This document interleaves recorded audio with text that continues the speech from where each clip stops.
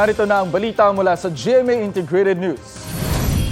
Isang senior citizen ang patay matapos sumunong malunod sa Davao de Oro. Sa panayam ng Super Radyo Davao sa Information Officer ng probinsya, natagpuan ang bangkay ng 63 years old na biktima kahapon sa kasagsagan ng malawakang pagbaha. Isa rin ang napaulat na nawawala. 6 naman ang sugatan dahil sa landslide. Sa datos ng provincial government, aabot sa 3,600 na pamilya ang apektado ng masamang panahon doon.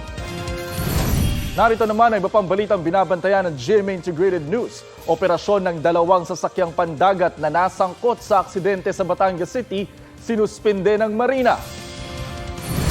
Selyadong listahan ng mga nanalo ng jackpot sa loto, isinimite ng PCSO sa Senado. At sa 24 oras, mga otoridad nagbabala sa publiko laban sa dumaraming kaso ng love scam. Para sa mas malaking misyon at mas malawak na paglilingkod sa bayan, ako po si Jonathan Andal ng GMA Integrated News, ang News Authority ng Pilipino.